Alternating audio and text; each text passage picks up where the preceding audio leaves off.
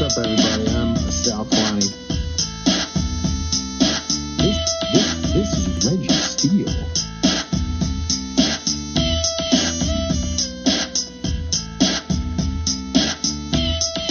And welcome to Spitballin. Spitballin. What's up, everybody? I'm Sal Kalani. This is Reggie Steele. And welcome to Spitballin. Oh man, it's good to be back. How you doing, bro? Good. What is it? I think this is episode 40, dude. Are you serious? Yeah, I think we're 40 weeks in. 40 we're 40 weeks bro. deep. Nice. 40, Congratulations 40 to weeks, us. Man. Congratulations to us. Yay. Thank you. Yay. Thank you very much. Thanks for the 17 of you out there who listen every week. We're happy to have you. We're happy to have you. All 17 of you. Absolutely. Could be 16, so we ain't tripping. Had my show last night, Reg, at Diablo Comedy last night. Okay. And how was it? Sunset Boulevard in Silver Lake. I was great, dude. It was like people didn't even know there was a surge going on.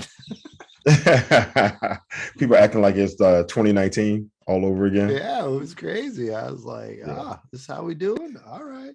But I mean, so how many positive cases did you have today? Yeah. I mean, most people stay masked. It's only an hour and a half. We have a musician go for like the first 20 minutes. A musician? Bring people, dude. No, I dude, guess so. It's good. I'm gonna tell you. Listen, look, you already shaking your head. You doubt me. That's my problem. No, it's not that I doubt you. I'm just like comedy and music. I know people try to put them together. They just don't work for me, bro. All right. Well, let me explain how you do it. You hear these sirens. Okay. By the way, your mic seems a little hot. It's a little muffled. Sit back a little. Yeah. See, it's all up in your face. There you go. Talk from there. Okay. Yeah. It's way better. Move back. Yeah. Okay. Because usually I don't see your mic. All right. Here's the deal. It's a bar. It's a bar, bro. So a bar is always a tougher gig. It's not like a theater, which is tops. It's not a comedy club. It's a bar. There's always little chatter. There's this little side stage that was made for this place, okay? Because it's a weird room. So you can't just when you just go right in comedy, you don't have them right away. You know what I mean? So you have to be like, look, here's a stage over here, and there's performing. And so you let them watch the music for like 20 minutes, and that gets everyone into it. It's weird. I've done it the past 3 shows now, and I'm telling you, bro, I notice a difference. Okay. All right. Hey, look, I'm not going to argue with you. If it's working for you, it's working for you. But comedy and music, man, I've done it. I've opened. Now, it's been the other way, where as a comedian, I open for music that's acts. way different. That's way different. Yeah, that sucks. Because people are there for the music. And then when people have interact, I've seen people do it in between, and that's the worst. Don't ever do that. You got to do one or the other. But when it's kind of funny when it's the comedians or like the headliners. People who are there for the comedy, they're like cool with a little music, and they chat a little before, the music, really. And then, but in the musicians, people like musicians too. People come out there, and people who like music are great comedy audiences too, which helps. But, maybe. Well, not when they're there to see the music. Oh, dude, I've opened for musical acts and been like, every time I walked off stage after those shows, I'd literally go, why did I do this? Who'd you then I get paid and I musicians? Go, all right. It was all local. Like one time I was in San Francisco at like, I think Slim's or somewhere. And that time that's like a punk room. Yeah. And then another time I did it somewhere on Broadway. I did it on Broadway and Broadway Studios. I've done one there with music. I think so. Broadway Studios. That's the one where Chappelle recorded his first half hour. We walked by it that one time. Yeah. Okay, so that venue. That one, dude, when I did that one, they put me in between the acts.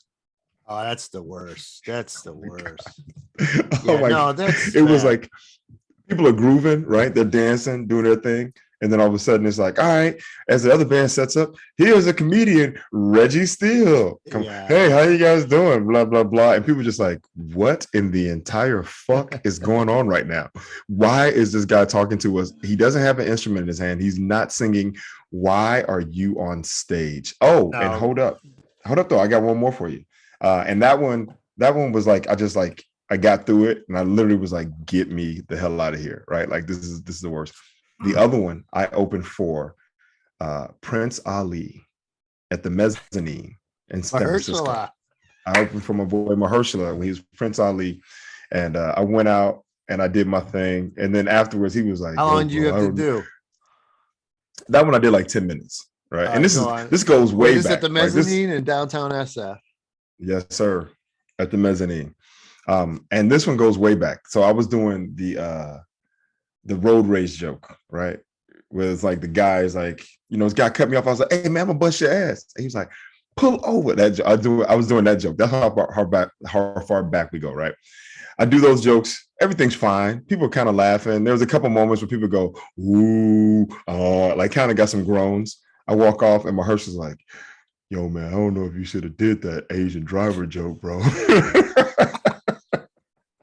I was like, "Nah, man, if you listen to the whole joke, it empowers the person. I'm not like making fun of him. I'm like, I was threatening him, and then in the end, he's the one that's threatening to kick my butt, and I get scared." And he was like, "I don't know, man. You heard people. They were like, ooh." Have you opened for Prince Ali since? No. See, you gotta know your jokes, dude. Yeah, really. It was fun though. It was fun just to have that experience with my boy, obviously, and to do that. But yeah, man, he was like, "I don't know, Reg. I don't know." Like, pull over. Yeah, exactly. Yeah, "Hey man, you cut me off. I'm gonna bust your ass. Pull over." It's like, "Oh shit, nah, I'm good, dude." So yeah, so comedy and music. My experience with comedy and music. Exactly. Yeah, like I'm the first one who initiates it, right? In this joke, folks, for those who are watching and listening, I used to do this joke where I was like, "Yo, man, road rage is out of control. I'm driving down the street the other day and somebody just cut me off. So I pull up next to him. I let my window down. I got an old car. I let my window down. And I go, 'Hey, man, you cut me off. Pull over. I'm about to bust your ass.' Right?" And it's an old Asian dude. And he looks over at me and he goes, "You think so, huh? Pull over." And I was like, "Nah, I'm good, man." I roll my window back up. Like, "Nah, I'm good." Lock the door. And I'm just sitting there driving like, "Oh, man, I hope he ain't looking at me. I hope he ain't looking." I look over real slowly. And I look over and the dude is like, "Pull over." I'm like, "Oh, shit, he about to kick my ass." So it was a silly joke. It was fun. I was empowering the dude, right? I was trying to be a tough guy. And he called my bluff. And I was like, "Yo, I was not about to pull over and get my ass beat by Mr. Miyagi, yo, for real. I seen all the movies. He ain't finna Karate Kid chop my ass." So that's what it was. And my boy was like, "Man, I don't know." Well, I mean, times have changed too. I mean, this was what, like 10 years ago, probably. Oh, easy. Maybe even longer than that. Maybe 15. We got a guest today, Reg. And yes, sir. I mean, he hasn't jumped in yet. He's supposed to jump in around now. Sammy Obeid. Woo! Man, Sammy set the record. Oh, we'll talk about that. Conan. 1,000 shows. He in 1,000 nights, folks. He did 1,000 shows in 1,000 nights. Think about that. He did like some living rooms. Do those nights count? Yeah, they count. If he got up on stage and told some jokes, they count. Remember, we'll talk about it. Floor. There's carpeting. It was a floor. It was on the couch. I mean, I remember one time he told a story. Actually, I'll let him tell the stories about like. Right. No, it's cool. It's crazy though. And then, but he got him on Conan, and then now he just has an hour special he put out, a comedy special he put out on YouTube. I think it's like 45 minutes. It's on YouTube called I'm not even sure how you're gonna pronounce it. Orjanic, I think is the no. Yeah, Orjanic. He is spelled Orjanic, and he has a joke about it. It's pretty good. It's funny. Is he here yet? Is he in the lobby yet? No, man, he ain't here. Okay. Man, all right. How's till he gets here? I'm excited to have Sammy on though. Until he gets here, what do you? How was your week, dude? I mean, that's it, man. Did the show. I don't remember. It was good. Okay. My week has been cool. It's been fine. I wish I had more. That's it. It was all right. It's been a busy week, man. I had another coworker test positive for this Omicron. Shit. Yeah, yo, this joint is running rampant, man. But you know what though? It's like I swear, I feel like I'm just dodging that joint like Neo in the Matrix. Like, let's keep that mask on. That's the protection, man. Yeah, I'm like, keep your mask on and stay back. Yeah, I did my jokes. I did some jokes last night about catching it and about basically what we were talking about on the podcast about pulling the guy aside to share my non-dairy recipes. And I'm all like, yeah, you did use the block. You shred that yourself. Now cough in my mouth. He like, that's how I caught it. That's exactly how you caught it. Yo, man, it's crazy to me that people aren't aware, right? Like I went to Bodine's Bakery the other day to get like a breakfast wrap. And I'm standing there and the people walk in behind me and they have the little pods on the little stickers on the floor that say 6 feet apart. Oh yeah. Yo, man, I look over my shoulder. This dude is like right here. I'm like, yo, man. I hate that. I need you to back up. Yeah, I'm like, yo, back up, bro. I should have just hit him with one of these. I should just put my mask down and be like, excuse me. And he's like, oh. I'm like, that might be the best way to get somebody off you now is fake cough and the whole room will you just give him some glares. You didn't do anything. I didn't say anything. I just kind of was like, you kind of, you do that thing where you just look uncomfortable, right? And awkward, like, and you give a lot of yeah, it's like at the movie theaters. Yeah, it's like at the movie theater with somebody. Like stiff arm him, like yo, back. Oh, okay. You actually do that? Okay. No, I have. I just do that. I would like to. Oh, okay. If I was your size, I would. I mean, what the hell, Of course you would. Why have all this and not use it? Right? Yeah. What are you doing over there?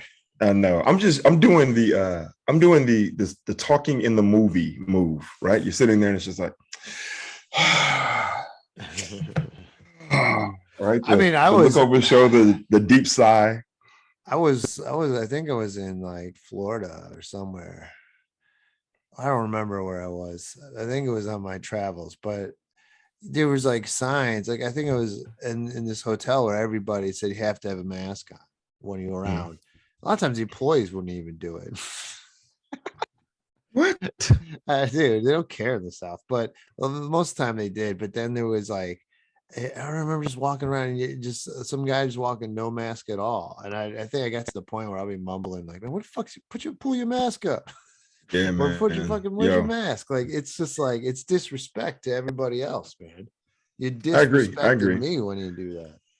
Yeah, I think it's like as a society, we've decided that these are the rules. But the problem is, man, is like, there's rules state to state, man. Everyone's just adhering the rules in their particular area, right?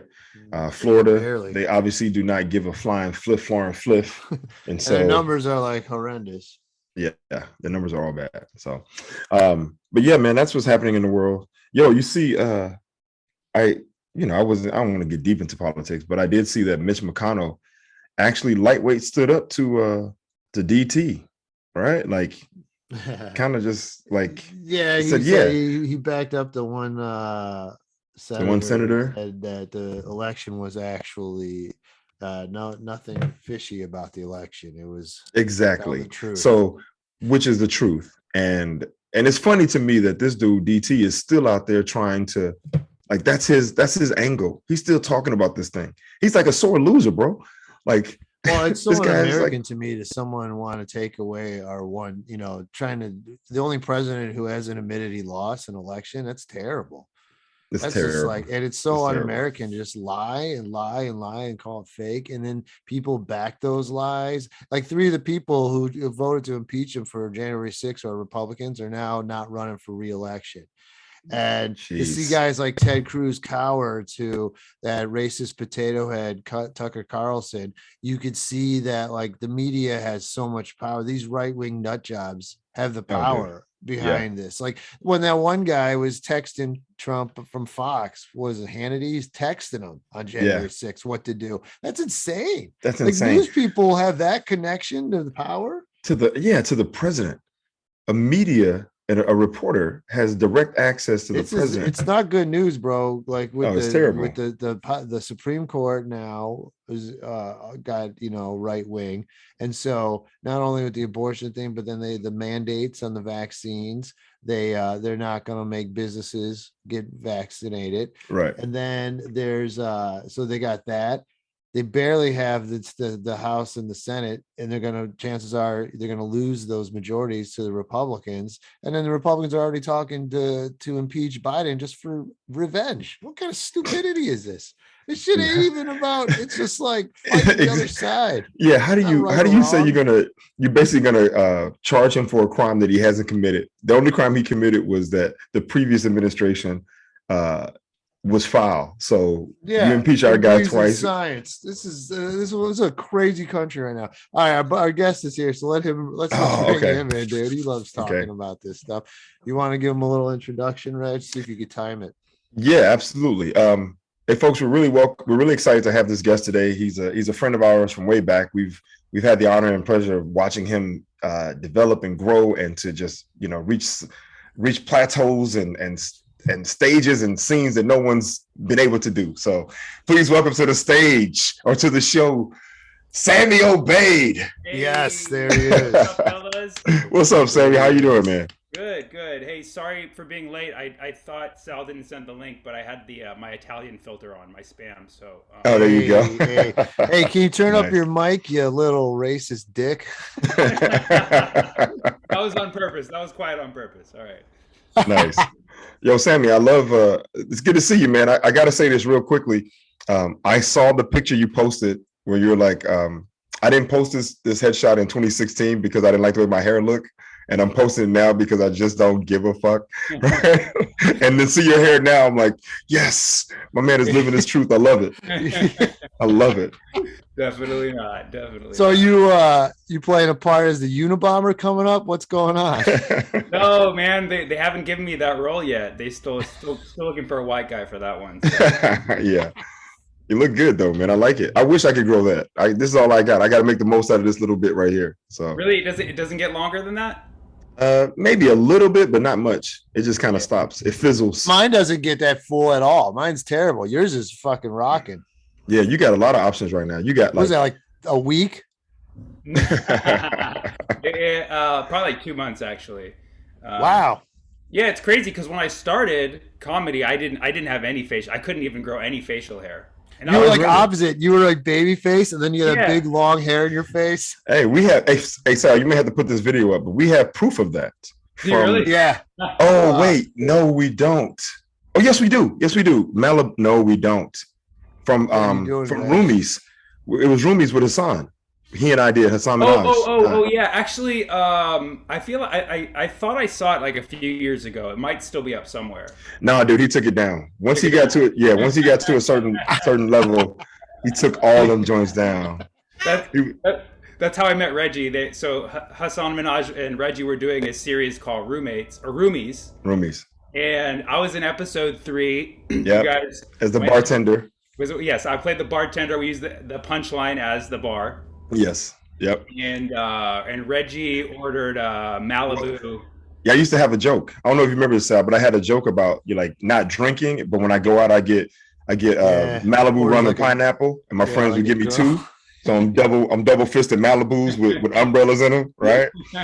And so in that particular joke or that sketch, I had my Malibu rum and pineapple.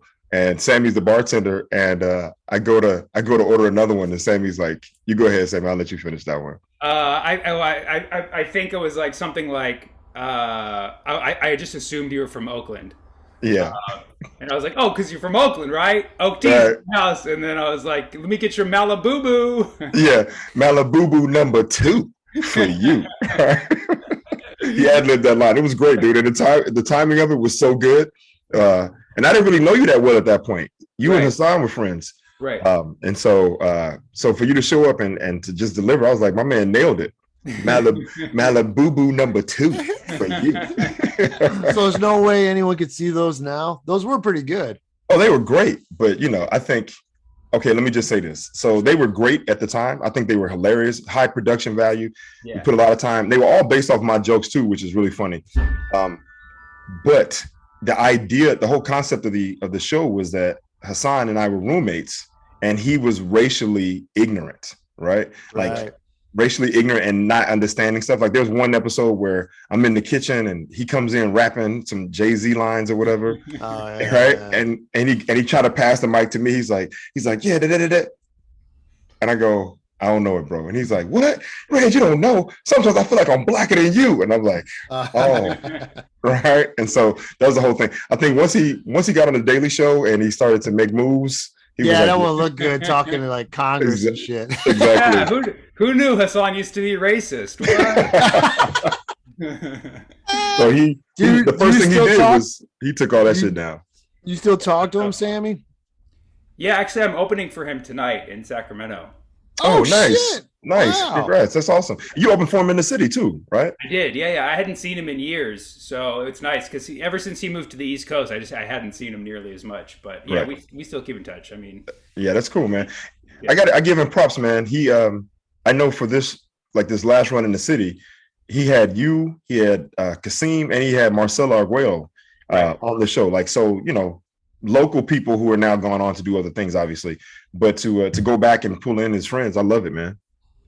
Definitely. It's that's just a testament to the guy he is. You know, he was always a good person, generous person, and it's inspiring to see somebody who's a good person go the full mile. You know? Right. Yeah, go back and even if they used to be a little racist, you know. It's not. Well, that's good for him, man. Yeah, was awesome. There like 2,000 people going to be there tonight? I don't. Probably something like that. Something like that. I've never been there, but I'm guessing two or three probably. Where's the show at? This Safe Performing Arts Center in Sacramento. Okay. It's like they're Staples Center, their convention center. What is it just the two of you? How much time you open with? I think I'm doing an hour. No, I'm just kidding. You're like, it's my show tonight. Hassan will be opening for me. I'm doing 10 to 15. I'm assuming there's someone else, but I don't know who it is. So I'll probably find out.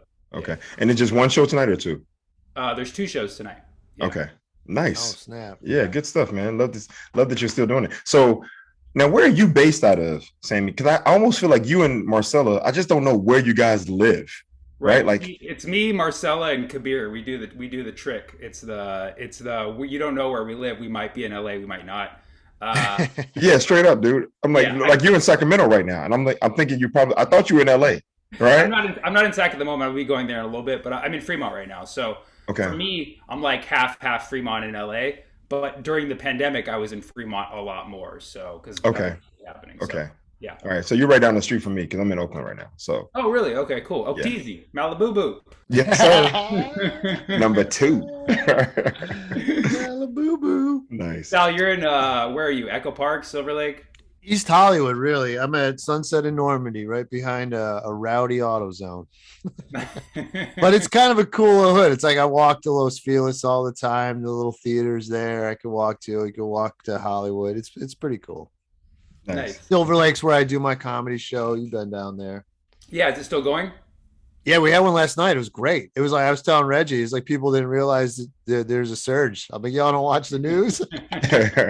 Packed house, no mask, no social distancing. I was masked up.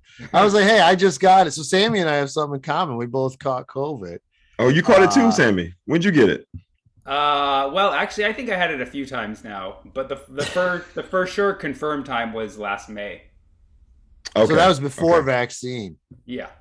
That was the Delta. Oh wow! How did you respond, or how did it affect you? It was really not bad, except for that, like on day 3 or 4, I had these crazy body aches, like insane. Like the body aches were like, oh, I could see how this thing is a killer. Like this is like nothing I've ever had before. But otherwise, everything was like the sniffles, cough, it was all mild. Okay, that's funny to me. It's like it wasn't so bad, except for the thing that felt like I could die. When the body aches come. One night, one night. Okay, one night. Before the whole thing hit, late 2019, I had a friend of mine. This guy I used to work with. He got something, and it wasn't the flu. And the way he was out for about 2 weeks, And the way he expressed it, he came back and he was like, dude, I have never felt anything like this in my life. He's like, he kept saying, he's like, I literally thought I was going to die. He said, it felt like an elephant was sitting on my chest. He's like, body aches, fever. I couldn't breathe. Wow. He was like, when he expressed it, he was like, I thought I was going to die. He's like, dude, I really thought I was going to die. Like it was that bad. So it's so interesting how it affects everybody so differently. Mm-hmm. And I also think that the reason why it was more on the mild side for me is because I really believe that I got like the alpha in March 2020. But it was like, so you already got it. Yeah. Okay. I think I got it, and it was really subtle at the time, but it had some like lingering effects. And the reason I think I had it is because as soon as I got the Delta like confirmed in May, it felt very, very similar. It was like a strange tingling in like my throat and like headaches that are nothing like the flu or a cold. Yo, okay. There's a guy I work with now who just got it, and actually I was just talking to two people a few days ago, and they both have had it, and they both were talking about the excruciating, like how horrible and bad the headaches were. They were like, I've never. Yeah. I mean, it just feel like your head is feels like something's clamping onto your brain. Yeah, like a vice. Yeah. Like the one night when I got it, like, because I was boosted and everything, but the one night they had the body aches, the headache, the throat. The throat was a couple days. The throat hurt. I didn't like that. It felt like you got the Omicron, I'm guessing, right? The flu. Yeah, that's what I'm guessing, because it was right as it started to surge, and now everybody got it for Christmas. Yeah. I haven't gotten it yet. I think I had something. I think I got it. What'd you call the alpha? I think I had the alpha early 2020. Because I was out for about 2 weeks. Everybody says that now. No, dude, I'm telling you, I've had the flu. I'm telling you, bro, I've had the flu, and this was not the flu, dude. Yes, I'm like the level of fatigue that I had. But we don't know. Yeah, I tested for the antibodies later that year, but it was too late. I tested in August of 2020, and they were like, "Nah, we don't see any antibodies." But I think at some point, or they may already have, like, there's like a test that can go even further back and like determine if you have, some remnant of it. So, oh wow, okay. Well, I haven't gotten it, and I don't plan on getting. I haven't gotten Delta or Omicron, and I don't plan on getting the IHF or whatever it is next coming. Or Zelda. I'm not getting any of this shit, bro. I'm chilling, right? Hey, I'm gonna be. So let me ask you, Sammy. Are you worried? I mean, you hustling out there all the time. Are you worried about some of these stages you perform on? I mean, I'm pretty sure the theater will be on the up and up tonight, but like I'm no longer worried about myself, just because. So I also believe that I got Omicron too last month, like way milder. You pick it up every generation. Yeah, every generation. It's just like an update. You know what I mean? So, he gets all the remixes. Yeah, really. And hold up though. And remember at one point they were saying you can't get it twice. Like that was some information. They're like, once you get it, you can't get it twice. That's why everyone should get it. We'll have herd immunity. It'll disappear. Like, there's still people who say that and think that. I think that there's a little bit of truth to that. Like, I think you can only get it bad once. Like, that might be the case. But, like, you can still get it. You can still pass it. You can still have symptoms. Because I really feel like I had it 3 times at this point. But at this point, I'm not worried about getting it because I know, like, the worst was just that body ache situation.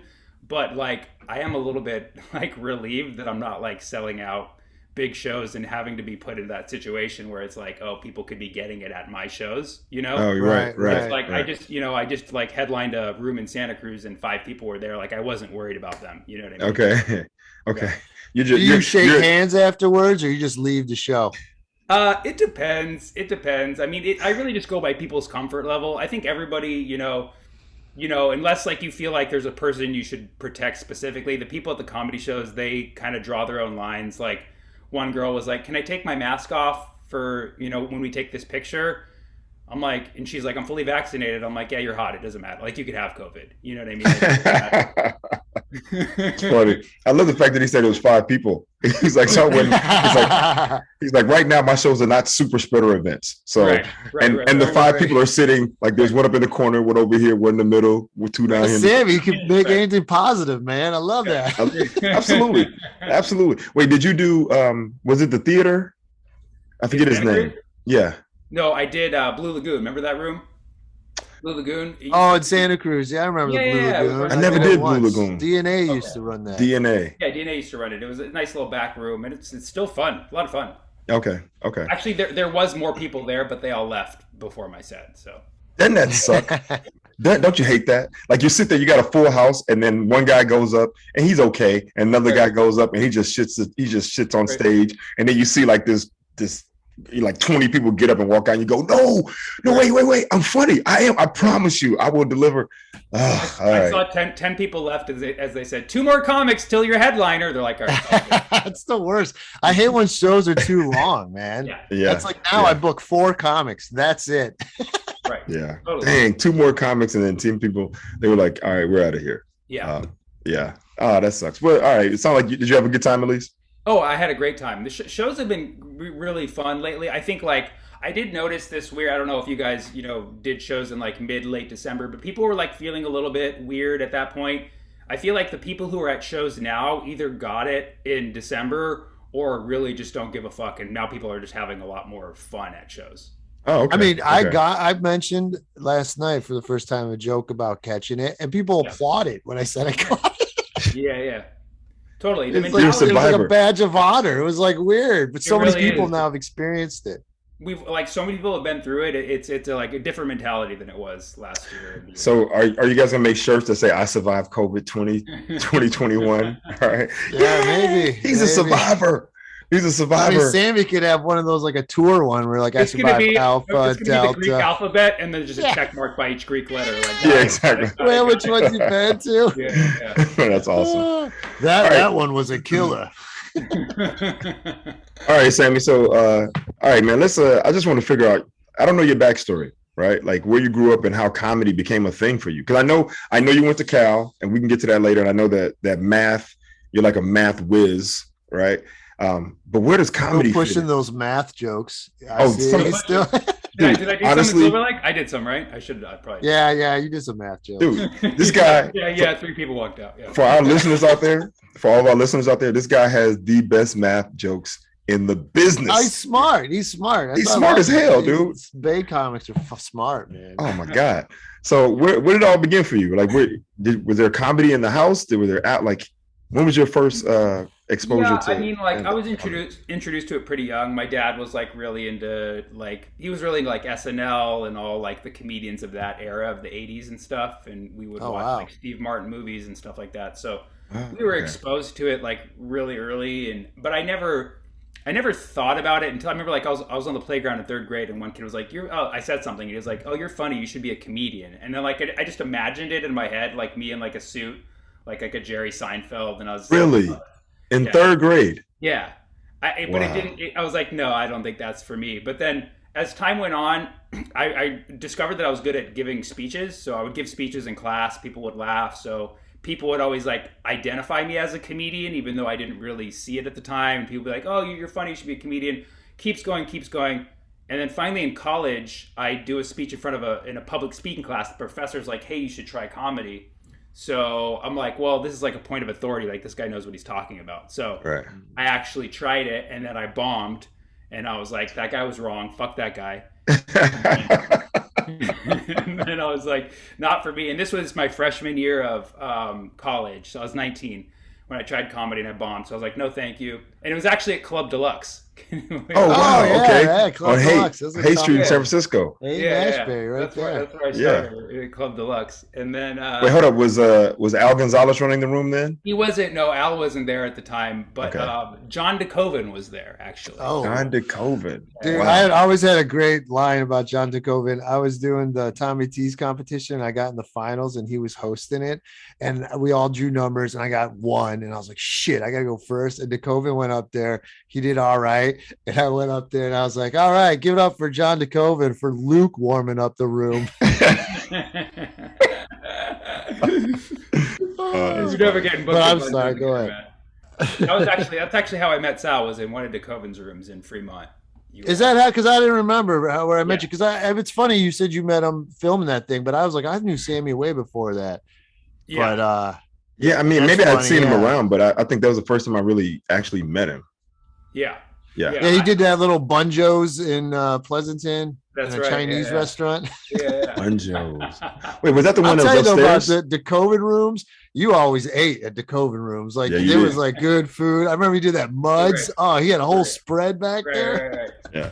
Right. The COVID was like a lightweight. He was what's the guy? The Tribble. He was like a lightweight Bay Area Tribble. Right. With his little rooms.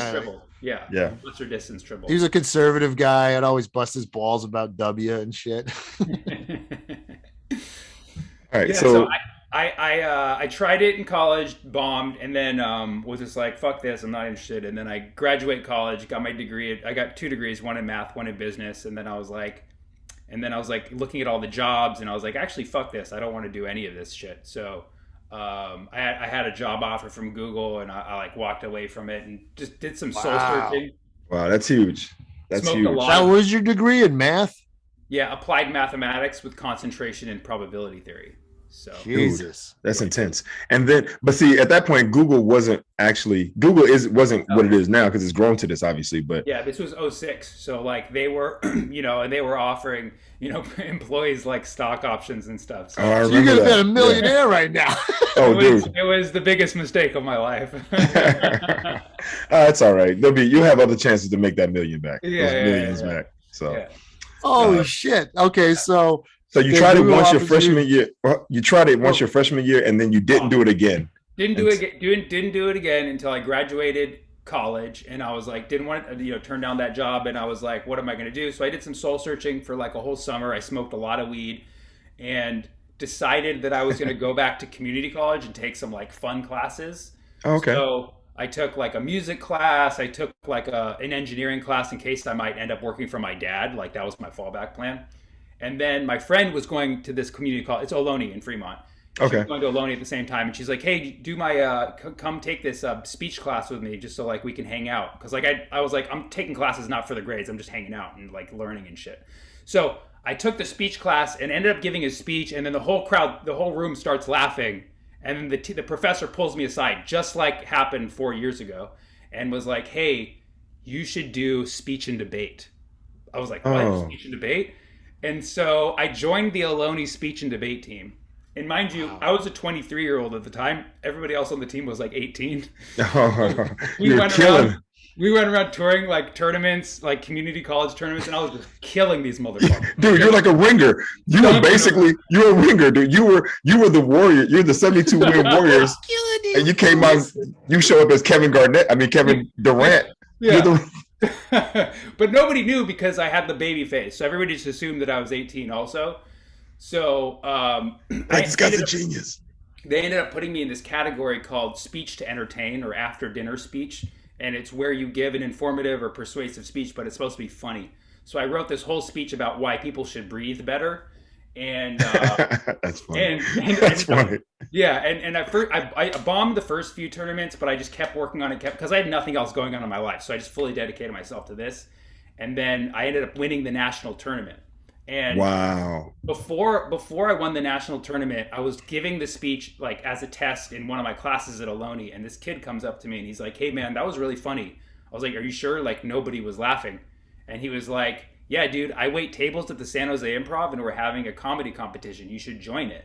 I'm like, "I don't know, man. I tried stand up once. It's not for me, man."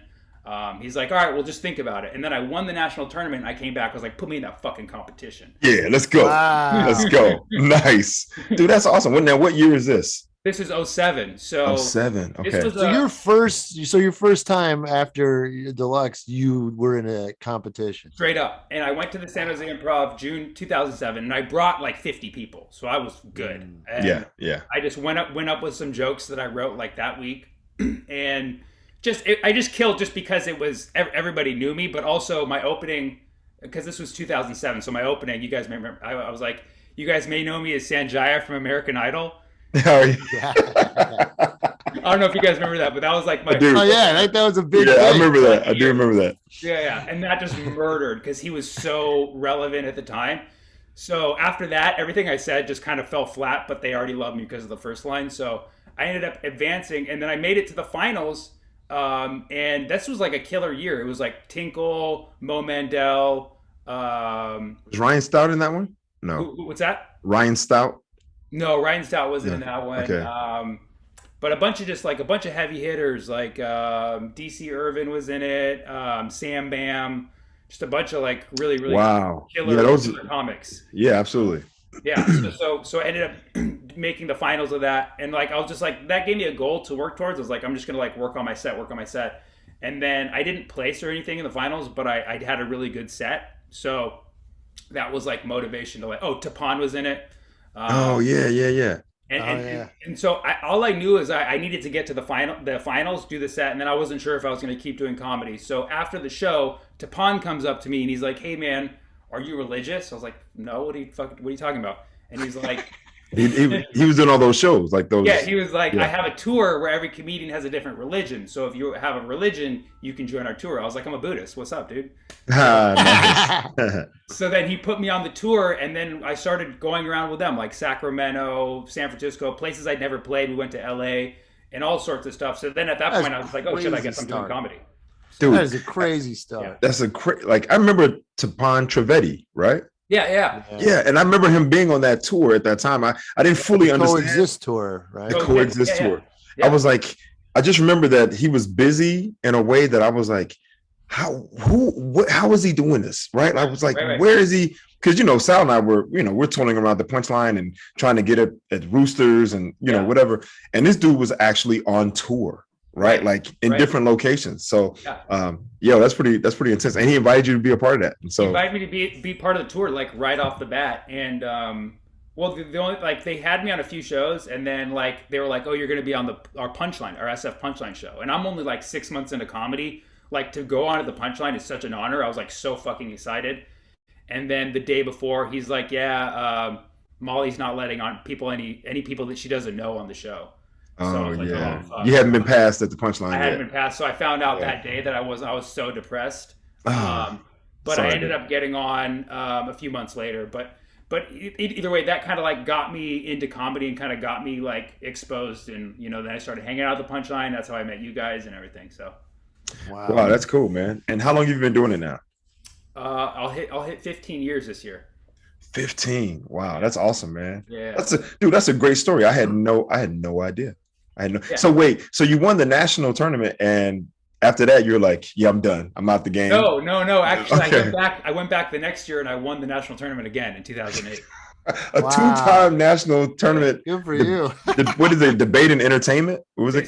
Speech to entertain, or speech to entertain. Speech, whatever you want to call it. But so the first year the national tournament was in Houston, and the second year was in Chicago, and it just was, both years were just a confidence booster, because after I won the second one in 2008, I came back and I won the Roosters competition, and that was when I started getting actual work at clubs.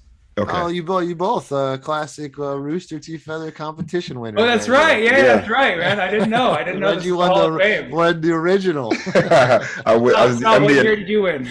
Yeah, exactly. Hey, I got to the finals that first year with Reg.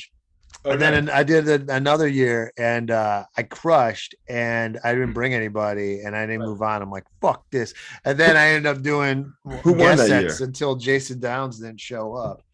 And that's how I started working that club. Who won the year that you won? Once I was done, I was out. I just know I did an awesome 5, but anyone's in 5 minutes. That's the toughest part about competition, is that first round. I feel, because anybody's funny for 5 minutes, and then and if you don't bring in people, yes, dude. I brought to all these things. I had the the South Bay advantage, because I had a bunch of friends down there. And that helped me. If I wasn't a bringer in that first year, I probably wouldn't still be doing comedy, because that oh wow, places. You were so popular. How are you so popular in this? Well, I was popular until they saw my set, and then I didn't have any friends anymore after that. Yeah. They weren't your real friends in the beginning. All right, so let's talk. Now they're all back. Yeah. Let's talk about this. So the 1,000 shows, is that what eventually led to your Conan appearance? Yeah. The 1,000 days is technically what got me on Conan, because I sent them the tape and they were interested, but it can take forever for you to get greenlit to get a date. But they knew I was doing the 1,000 days, so it was JP Buck. He was like, "You want to do this date? It would be your day 998." I was like, "Fuck yeah, let's do it." Oh, that's cool. Real quick, let's give a shout out to JP Buck. JP Buck has been a consistent ally, I think, for comedians and Bay Area comedians. A lot of opportunities have come for a lot of people in the Bay based on JP Buck. I've met him on a couple different occasions, and he's always been like, "Yo, submit." And I'm just gonna put this out here now. I never submitted for any of those things, but he was always very open and receptive and encouraging, like, yo, send me whatever, right? I just never did. But now Conan doesn't have a show anymore, Reg. Way to go. It's all right. I know Sammy, he did it, and that's good enough for me. All right, so what gave you this crazy idea to do the 1,000 shows in a row? Yeah, and before you answer that, did you look it up in the Guinness Book of World Records as a thing? Because I know that, and we'll get to it at the end, but did you know that could potentially be a record? No, or be recognized as something? There was no plan going into it. It was something that evolved from just the idea of, hey, I'm going to go up every night just so that I can get better. Okay. And I was already 3-ish years into it, so this was like end of 2010, and I just did the SF international competition, and I was just like, I kind of like, a lot of things were like going slow in my life, and I like lost. I was teaching and stuff, so I like lost my job, so I was like, I need to like figure some shit out. So started performing every night, and I think like it was like by day 100 I was like, you know what, I'm just gonna do a whole year. So I just kept doing every night, and then I hit the 365, and that day somebody messaged me and said, hey, House Sparks once did 2 years in a row. And I was like, what? Why did nobody tell me this? Because everybody was like, I told everybody, I was like, I'm doing like a whole year, and they're like, wow, I've never heard of that. But I looked it up on Hal Sparks' blog. Apparently he did do 2 years in a row. So I was like, oh shit. So I could either just throw in the towel now, or I could just keep going and try to surpass that. So I thought about it. I just kept doing stand-up every night. And then I thought about it, and I was like, what if I did 1,000 days? Because that would be almost 3 years. And it's kind of like, sounds cool, 1,000 days of comedy. So I think at this point I had already tried to submit it to Guinness. And they said, if you want this to be a record, you'll have to pay 500,000 pounds. And you also have to, we would send out an appraiser, and you have to put the appraiser up in accommodations, and they follow you around and Jesus. Wow. See, that part I didn't know. I would have to. I mean, it makes sense. Yeah. You hear that sound? He would have had to start over. Yeah. So I would have had. I was already like 100 something days in, so I would have had. Yeah, no, that's not again. Worth it. Yeah. But there, no. I mean, there is no record of somebody performing consecutive nights of comedy in Guinness. Wow, man. I mean, but that's 500,000 pounds. How much is that? What would you do on like Christmas? If I had the idea going into it and had like a GoFundMe, like that would have been a great idea. Yeah. Never occurred to me at the time, you know. Wow. Like, what about like some nights? I remember you like looking. You're like, is there a place I could go? I'm trying to get somewhere tonight before it's too late. Oh man. Hold up. I don't know what you would do. I remember stories of like you being out at a bar hanging out with your friends and looking up, it's like, oh, it's almost midnight, and like having to stand up on a stool in a bar that's not a comedy club with no microphone, and just being like, hey guys, yeah, blah blah blah blah blah. It's like, whoo, just made it. Right? More or less some stuff like that did happen, but like the it's crazy because like there was 3 nights that I can remember that were like really bad, and like, or maybe 4 nights even, and it was always a Sunday night. And it was always when I would show up at the Punchline and then find out by like 9 o'clock that I was not going to get on.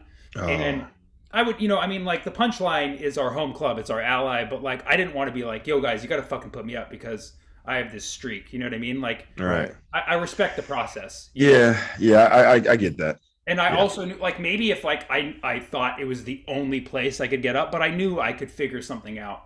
But every time that happened, I would leave the Punchline like around 9:15 and discover that it was a lot harder than I thought to find somewhere to get up. So that happened 3 times. One time I ended up finding a bar where I had done an open mic a long time ago, and the guy was like gracious enough to put me up. Another time did the Irish bar where I just got up on stage, interrupted the karaoke, guy punched me in the stomach, took the mic, threw it, but I finished my set. Wait, the Irish bar, is that the one on the corner of 5th and 32? Ireland's 32 on Geary.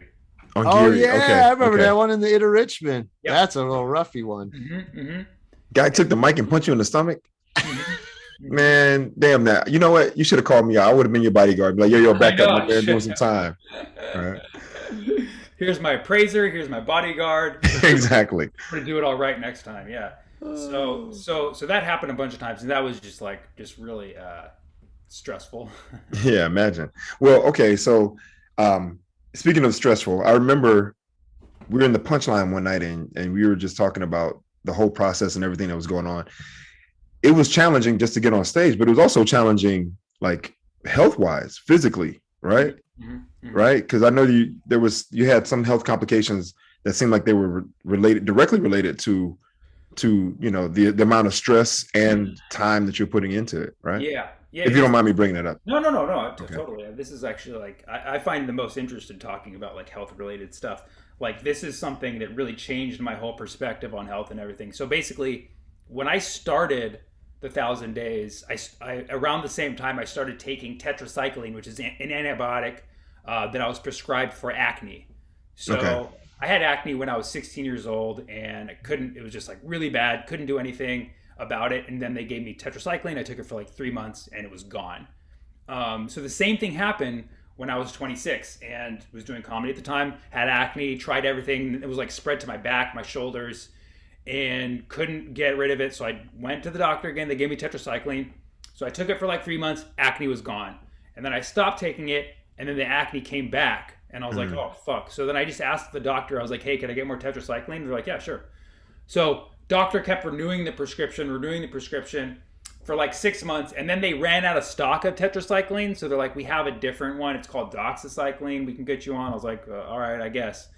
Kept taking that. They kept renewing the prescription over and over. About 2 years in, I remember I went to see like some like alternative doctor, and they're like, yeah, you should probably stop taking that. It's not good for your liver. So I stopped taking it, and then the acne just came back, and it was like for like 3 months. And I was already like, at this point, I was already like 2 years into the 1,000 Days of Comedy. So like, obviously the stress doesn't help. And I also had just gone through a breakup. So I was like really, really like in a low place and like emotionally devastated and all this shit, stressing out. So I was like, fuck it, I need to get another one of those drugs again, antibiotics. So I didn't want to take the doxycycline, so I asked if they had anything else. So they said, we have another one, it's called minocycline. I was like, all right, let's take that. So I started taking that. And then the thing is, I didn't put this together at the time. My acne went away right away again. It's like a miracle drug. But I didn't put this together. But like a few weeks in, I started having like some crazy anxiety attacks. Like nothing on the level I'd ever had before.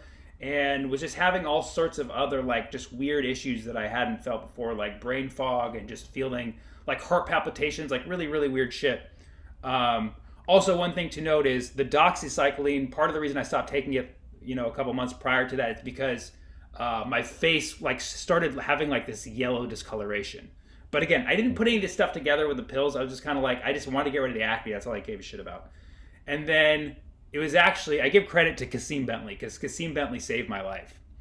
One night, I realized like I started to like look discolored and like things were weird. So I was like, what's going on with me? So I started like fasting and like doing all sorts of like cleanses. So I finally was like, I'm in a good place. Like I just did a cleanse. I should be good. And then I walk into a bar where we're performing. Kasim Bentley's like, you look like a crackhead.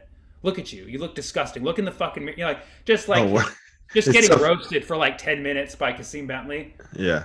And then I was just like, I just drove home, and I just remember being so like, what the fuck is wrong? And then I looked at the pills. I saw the pills on my shelf, and then I immediately Googled, and apparently all these side effects that I'd never looked up from the family of antibiotics, doctors, they're not supposed to prescribe them to you for long period. Yes. Yeah, long periods of time. A couple months, you take it, you're done. Yep. For whatever reason, my doctor was like, no, fuck it, give them the antibiotics. And apparently that's really bad for your liver and all sorts of other shit. Oh, yeah. So I stopped taking those, and immediately it was weird because I didn't finish the term. You're supposed to like finish the term on the thing, like at least do a couple months.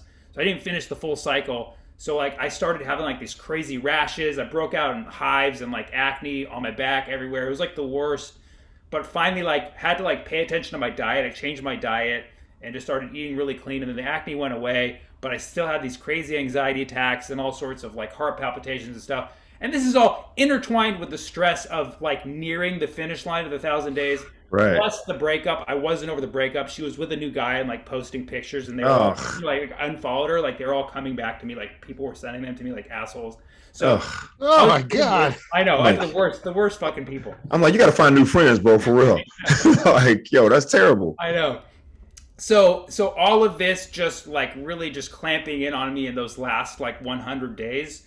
So I went crazy. Like not only like was I mentally off in those last 100 days, but like I felt like shit. But like I said, I changed my diet. I started really paying attention to health, and even with all the stress, I was able to like get my skin in a better place within a few months.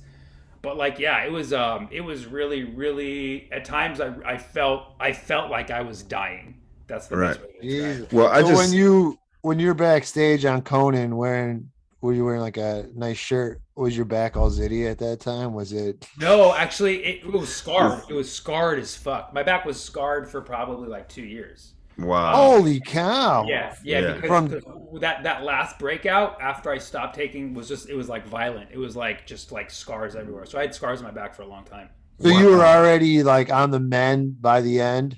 Yeah. It was a nice turn of events. Like near the end, I got my skin into a place where it looked fine again, and it was like amazing to have had this reliance on pills for like 2.5 years, and then finally like crack the code and figure out how to do it naturally.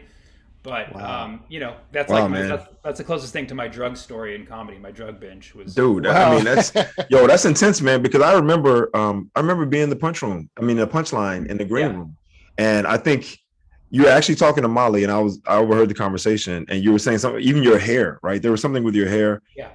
Your skin didn't look great. You looked kind of sallow, and it was crazy, man. And I thought it was just, at the time, I thought it was primarily based on the fact that you were getting up every night and the stress of that, and it was just taking a toll, and then being in different places and trying to make it happen. It was all intertwined. I mean, it's like if you took one or the other out, who knows if it would have been nearly that bad. But like, yeah, my hair felt like plastic. It did some strange shit to my hair, and it felt like somebody was pouring acid on my scalp all the time. Jeez. Well, you know what though? I think the best part of the story, honestly, is that you made it through, and you found a way to manage it by just changing your diet, right? Right. And that's the crux of this whole thing, is that there are people out there right now who are listening that are taking tons of pills for stuff all the time. And I'm not saying that, look, yeah, some pills are absolutely necessary and you got to do what you got to do. But I think that so much of our health can be improved and managed and maintained by simply eating better, because we are what we eat. So whatever you put inside your body is going to come out in some way. So I love the fact that you're able to find, be able to find some reprieve by just, changing your diet. That pill it felt like a miracle pill. It was like easy way out. It got rid of like strong acne. I had no other way of dealing with it. Because my thought was like, oh, I just can't do it naturally. But then I figured out that when I figured out that I could. Right. Wow. That's nice. Yo, man. That's a great story, dude. I mean, I'm sorry you had to go through so much, but it got you on the other side, right? I got laid so much at the end of that street. It was, everything really worked out. And he ends it with the TV credit. How beautiful. Yeah. Hold up though. I'm not gonna get all into your business, right? Even though you just put that out there like that. I'm just gonna say, I just remember there was a point where you're in the green room and you had your phone and you were just doing this. That's all I'll say. He was just doing this. He was having a conversation. He was like, yeah, no, man, that's great. How much time I got? Oh, I get 10 minutes? Okay, cool. Yeah, I'll take a 2-minute light. Yeah, no, 2-minute light would be enough for me. This 1,000 days is going out with a bang. Say what? That was definitely 2014 to 2015, that phase, Yeah, I remember that phase. I remember that phase. I saw that at the Punchline. I saw that at Rooster T. Feathers. I think I was at Cobb's one time. I was like, this dude got the strongest thumb in the business. So, wow, man, that's great, man. So comedy-wise now, where are you at, and where do you see yourself, and what's next on the agenda? Well, he's got an hour special out now. But yeah, no, I was gonna say special. I did. Yeah, I just dropped the hour, which is I recorded it a few years ago at Punchline. But it's on my YouTube. It's called Orjanic, and it was something that I was like, I'm just going to shoot it, see how it goes, and then after like watching the footage, it's like I don't know what I would even do with this as a special. Like I don't know who I would like sell it to or whatever. So I just released a few clips and then released more clips over the year, and then I realized like actually I could put it together as a full special, because a lot of people do that now. Just put a full special on YouTube. Absolutely. Let me ask you this. Yeah. Going back and looking over your set, right? One of this is my own personal thing, is that I'm super critical of myself, right? And so, whatever it is, that one thing that's off, I'm like, I got to trash the whole thing, right?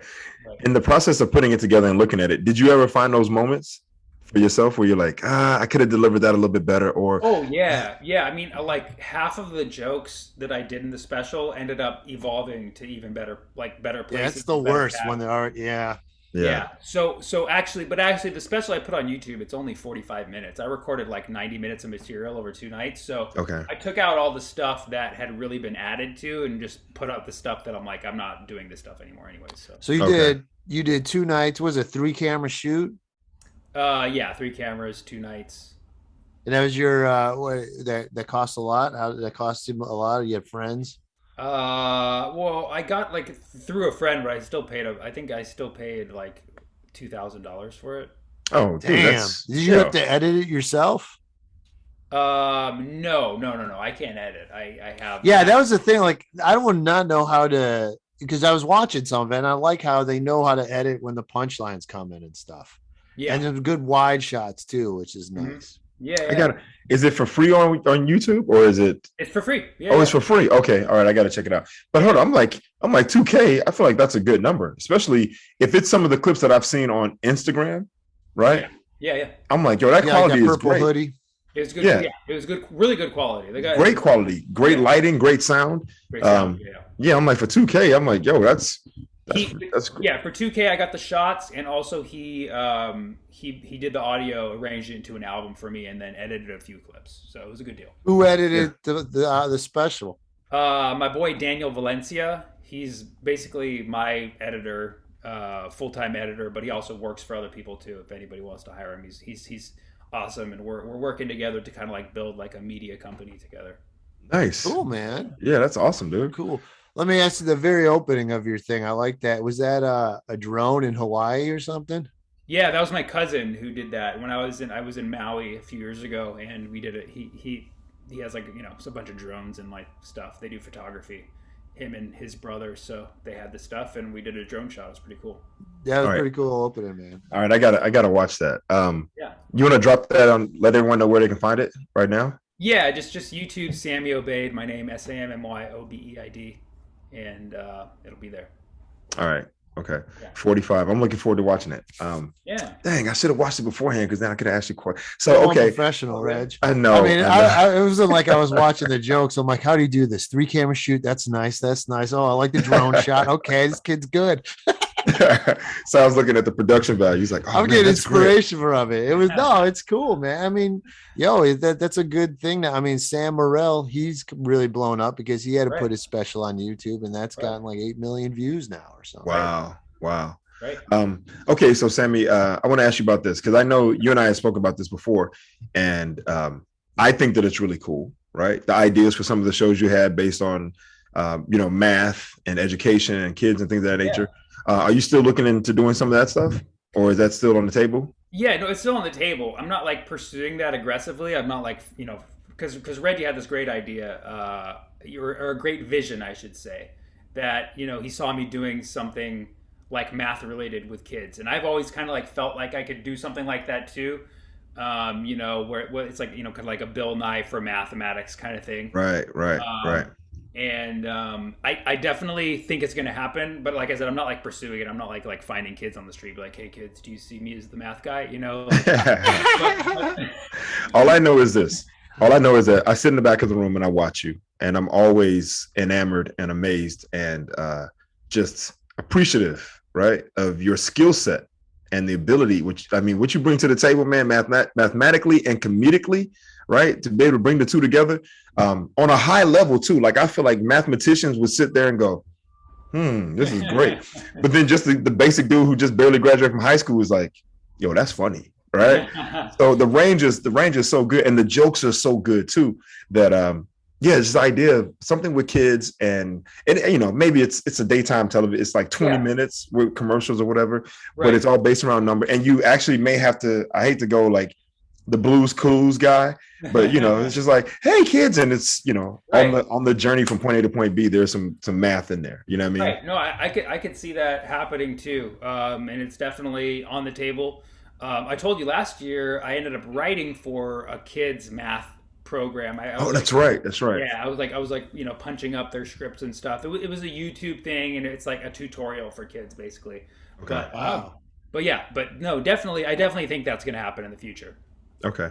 All right. Well, let me ask you this. This is, I don't know how much longer we got, but just comedically, right? As a comedian and a writer, where do you where are you finding your not inspiration? Because I read something a long time ago about writers that if you need to wait for inspiration, then you're not a writer, right? Like there's this idea that if you're a writer, you just sit down and you write.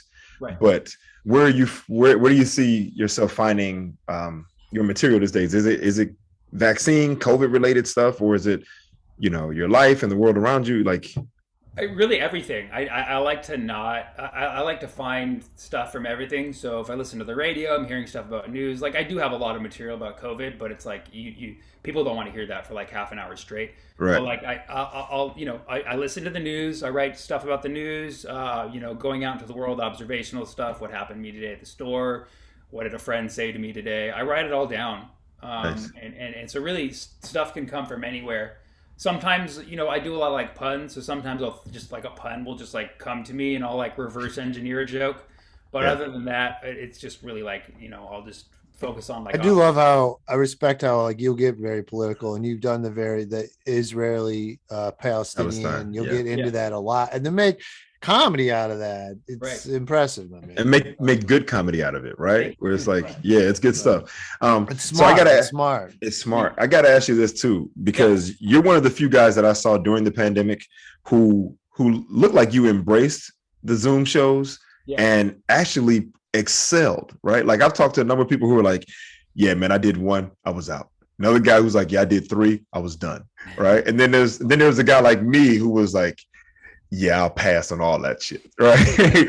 But watching you, man, I felt like you embraced it, and a part of it, from my perspective, is your joke telling ability, right? Like you're a guy that I feel like if I didn't see you and you're a guy that I feel like if I just read your joke, it would be funny, right? Like if it were on paper, without the delivery, without the presentation, the looks and whatever the case may be, just written, it's funny. So how did you feel about the pandemic and during the Zoom shows? And what muscle did it flex for you, or what did you think you got from it? Yeah, it was actually it was like so natural of a choice for me. Like basically, so the pandemic hit when I was in Maui, and my Netflix show had just dropped. And I forgot about that Netflix show. What was it? 100 Humans. That's right. Oh, that's right. That's right. The thing is, that's the thing. It got buried because it happened at the beginning of the pandemic, and like, so I didn't get to ride any like buzz from that because the world shut down. Damn. So I was all ready to go. I was ready to like go out for auditions and like just start like launching my career at that point. But everything shut down. So I had all this like energy. I was just like, I need to do something. So I started live streaming my sets right away. Literally like the first day of the official lockdown, March 16th, I live streamed a set of me performing for my cousin in Maui and his baby daughter. Wow. And then I did like my uncle and aunt the next day, and then I did like a live stream from TSA at the airport when I came back, and then I did a live stream from like the store. And then somebody asked me to do like a Zoom. I'm like, how did he catch COVID? I think I had COVID before that, but basically like somebody asked me to do like a Zoom, just like a Zoom comedy thing for like, it wasn't even a Zoom show. It was like, oh, I'm gonna invite some friends on Zoom. Can you entertain them? So I did that, and then I did an actual Zoom comedy show, and then I did another Zoom comedy show, and I took notes from each of those things to see what worked and what didn't. And then I was like, you know what? Like, dude, I'm just gonna like start producing Zoom shows because like people were paying attention to me at the time. I had like this new fan base, so I was just like, let's do it. So I launched a virtual comedy club. This was like the first weekend of April, and we had like 100 people at the first show, and it was so fun. Like we had a couple technical glitches we needed to figure out, but we like basically what I was like, we'll make it like a live comedy experience. We'll get a DJ. The DJ will play music between the sets. We'll flash people's Venmos so that people can get paid and they have an incentive to perform well because they're getting paid directly instead of us taking money and giving it to them. Wow, that's cool, man. Yeah, and the main thing was like, hey, people unmute. Like, so the one thing I will give myself credit for is we came up with like the designated laughers thing. So a lot of the Zoom shows, I realized like they didn't work because people were all muted. Or they worked when like the comics were unmuted and can laugh at each other. So I'm like, that's where the laugh's coming from. We need to follow that. So so we had like designated laughers, like people like unmute yourself if you're in a quiet space, and it made it feel like a real show. So I started hosting 3 shows a weekend, every weekend from April. Like in August is where I started like getting really tired of it. Okay. But 3 shows. So I had to come up with a new 15 minutes for each of those. So like I was writing like a new 45 minutes every week. So that's the muscle that it flexed. Yeah. Hell yeah. Holy cow. That's some Louis C.K. type shit right there. Where it's just like a new special every 30 days. This dude got a new special. And then I exposed myself at the end of the weekend too. It's pretty yeah, but are you still doing one of them, or no? Yeah, no. We're still live. We have a Friday, Saturday, Sunday show. I don't show up all the time. Okay. Occasionally I'll do like an hour. I did one last week, and they're super fun. But yeah, we're still running. Wow, that's awesome. So who runs it when you're not there? Well, I have a DJ Paul Antonio. He does the DJ and tech for our Fridays and Saturdays shows, and then I'll have someone else host. Dude, you're an innovator, creator, producer. How do people check that out? What is it? What's the site? KO Comedy, KOComedy.com. KO Comedy. All right. So, Sammy, we're going to let you get out of here, man. We appreciate it. But I want to ask you this before you go. Yeah. 2 things. I do this all the time. It's always like, yo, we'll see you later. But first. You're like Columbo. I know. I just want to know your favorite show. And it's not even like a quick topic, but like your favorite show where you know, that one show where you're like, yo, this is it right here. Like that one, you walk off, you don't question any of the set at all or the joke. And then what would you consider to be the worst show? The one where you walk off and you go, why am I doing this to myself? Right? Like no one's holding a gun to my head. Right. Why? I mean, that might be the karaoke show where you get punched in the stomach and you go, all right, that's that's a pretty bad one. I mean, if you want to take that one as your default off the top, then we'll take that. Yeah, I mean, it's interesting because it's like I think of like what are like the best sets ever, and it's like every year I'll have a new best set ever because you keep getting better. So I just thinking of like my best set ever was probably like something I did last month. Okay. But like when I think of like my memories of like what was a really redeeming experience is when in 2012 I was like day 500 of the streak. I had just got eliminated on America's Got Talent. They eliminated us at like 11 a.m. in the morning. And it was me, Dave Burley, and Kellen Erskine. We all got eliminated. The Bay Area just got knocked out. Oh, man. Okay. And those are all great guys. Actually, Sal's going to be working with Kellen next week. Yeah. In San Francisco. Legendary comics. It was so depressing. Yeah. So we were just like all crying and just devastated. And then I had to drive from Vegas to 29 Palms to do a gig in 29 Palms. It was like in the middle of the nowhere in the Palm Desert. So I remember just driving there, just like crying, fucking just like why? Like I did comedy 500 days in a row just to get eliminated off of 90 seconds, and got to 29 Palms. It's like a military base, kind of like the venue was like on a military base. So like there's this military guy there. He like buys me a drink. So like I'm instantly just taking shots, like because I'm like in a vulnerable place. So I'm just taking shots of tequila. And I just go on stage and just everything was just so real and hit just like, it was just one of those sets. Like it was the pain, Yeah. And I don't think this was the only time in my career where I got a full crowd standing O, like not just like a row or like a people. It was like the whole room stood up and gave me a standing O. Wow. And then I drove back to LA drunk as fuck and no, I was sober. I was sober. Right now. Yeah, it's 7 years. The statute of limitation is over, right? So we're not worried about it. So good. No, I was pretty sober by the time I drove, but that was a memorable set.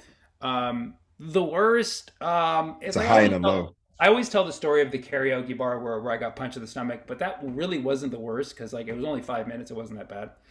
I think the worst set was I was at Tommy T's in Pleasanton. Say no more. That's it. That's enough. All right, go.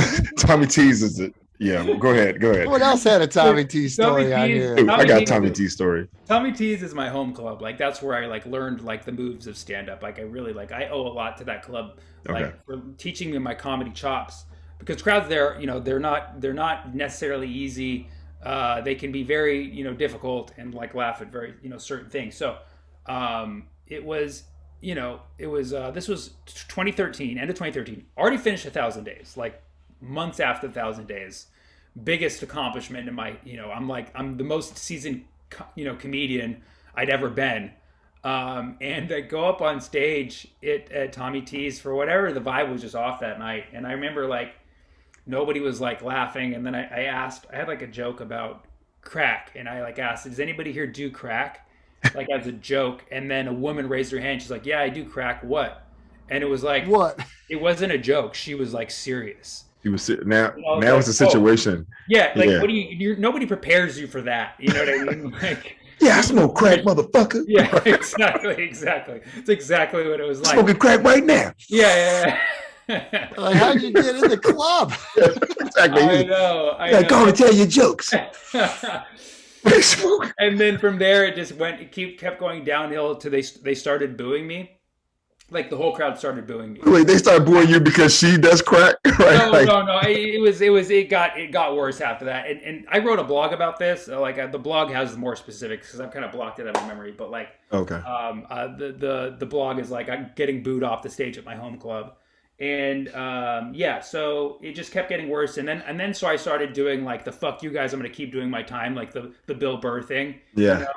So I keep doing my time, and I got like 5 minutes left, and they're just booing, and then I start like the last 3 minutes, I start doing shit that I know they'll like, and then like I win some of them back. So like there was this moment like in the last minute where like half of the crowd was booing, but half was cheering, and they didn't know if they liked me or hated me. Right. And then I decided to close on a joke that I knew that they would hate. And then they all booed me unanimously, and I walked off stage. I love it. Yeah, the heart of a true comedian right there. Even when I had him back, I was like, you don't deserve. Fuck you. Yeah, fuck you. You don't deserve a good joke at the end. So you guys want to be pieces of shit? I'll leave you on some shit. Right? I remember, what is it? I think Patrice O'Neal has that quote about, I don't want some of the crowd to hate like me. It's either, all hate me or all love me, but none of that middle of the road shit, right? Right. Okay. Wow, thanks for sharing, Sammy. That's awesome, man. Yeah, man. Well, thanks, buddy. It's good seeing you again. Man. Yeah, good seeing you too. Hey, man. Good. Congratulations on tonight, opening up for Hassan Minhaj in Sacramento. Tell him that we said what's up. For sure. We'll tell him return Reggie's text about doing the podcast. No, I never hit him up about doing the podcast. I usually just hit him up just to say, like, I'll stay in touch too, but just lightweight on some like, yo, man, congratulations on the new baby and the show and, whatever. And he's always very gracious. He hits me back or whatever. But I never ask him for anything, so right. I know he's a busy guy. Right. So tell him you guys said what's up. Yeah, please do, man. Yeah, please do. Of course. And good luck tonight, man. I'm sure you'll kill it. Thank you, sir. Great seeing you guys. Hope to see you guys in real life soon. Yes, sir. All right, buddy. All right. Take care, Sammy. All right, peace. Travels.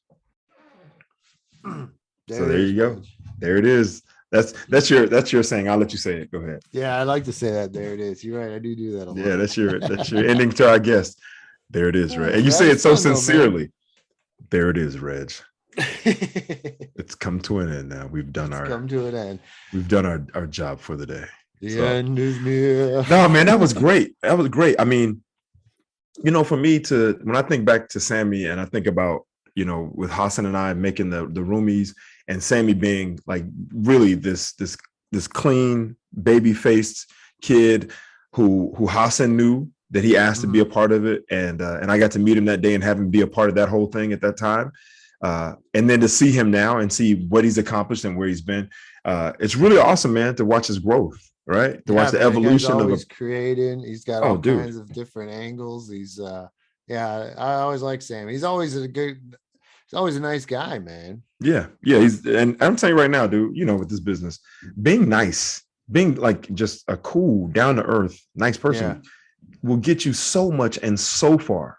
Right. Yeah. But the guy's talented too. Like there's no doubt, there's no disputing that. There's no question about it. He's smart. He's funny. He's smart. Come on, man. The dude got 2 degrees. One in mathematics and business. Mathematics with applied probability, and then business. It's like I love that he went like back to school just to figure out what he wanted. Yeah, he's like, I might as well go learn some shit. Turn down Google. And then go to a JC in just 06.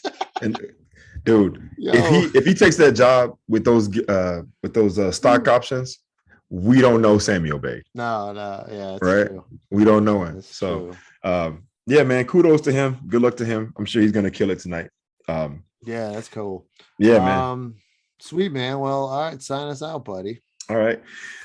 Hey, folks, thank you for tuning in to Spitballin. For those of you who are listening and for those of you who are watching, we appreciate you being here. Sal and I love doing this, and we hope that you enjoy it. We want to give a shout out to our friend Sammy Obeid for gracing us with his presence today. Hope you enjoyed the episode. Yeah, check out kocomedy.com for his Zoom shows. Check out what else did he? Sammy Obeid on YouTube. Orjanic. Yeah, it's free special. It's free special. Go check it out. You're gonna have a good time. It's funny. I haven't seen the whole thing, but I've seen parts of it, and everything I've seen has been great. So, so with that being said, we may have a guest next week. I don't know. That's in your ballpark now. Okay. All right. So I'm just gonna throw it out there. I put it into the universe. We'll see. We're gonna reach out to another friend of ours, a guy named Nico Santos, who was on NBC's The Big Superstore with America. He's pretty busy. He's filming He's filming all the time. He's filming, and he was in Crazy Rich Asians. And what was the show? He is with America. What's her last name? America Ferrera. Ferrera, yeah, that was Ferrera. Superstore. Yes, thank you. So hopefully we get him. If not next week, then the week after next. But long outro. But thank you for tuning in. I've dusted my keyboard over here. Yeah, so exactly. Right, thank you guys for tuning in. You. Yeah, we'll see you next week. That's Sal Kalani. I'm Reggie Steele, and this is Spitballin. Peace.